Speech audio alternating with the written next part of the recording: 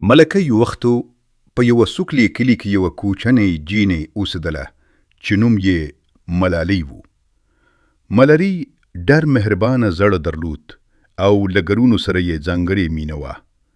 هر ورځ به یې د خپل کور مخې ته کوچني باغ اوبه کوه او له ګلونو سره به یې خبرې کولې. یو سهار کله چې ملالۍ خپل باغ ته ولاړه، هغې یو کوچني وچ شوي ګل ولید.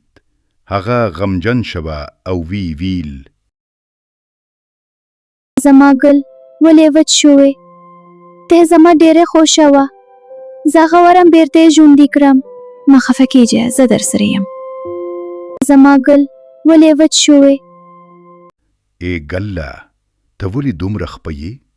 ناڅاپه ګل ورو ورو خبرې وکړي. زه یو جادویي ګل یم. ته ژوندی ښکارې. زرونه خپروم. دا دومره ښکلي دي.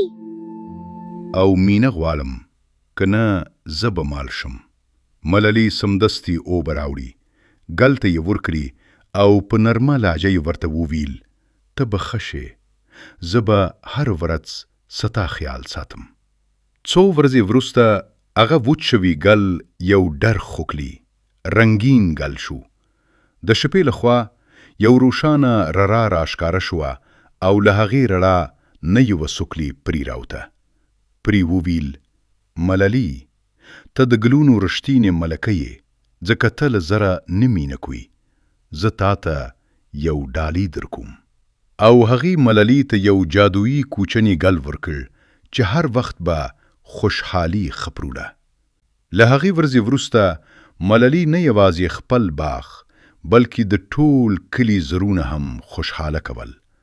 هر څوک به ویل: ملالۍ زموږ د ګلونو ملکه ده. له هغې ورځې وروسته ملالۍ نه یوازې خپل باغ بلکې د ټول کلي زرونه هم خوشحاله کول. هر څوک به ویل: ملالۍ زموږ د ګلونو ملکه ده. له هغې ورځې وروسته ملالۍ نه یوازې خپل باغ بلکې د ټول کلي زرونه هم خوشحاله کول. هر څوک به ویل: ملالۍ زموږ د ګلونو ملکه ده.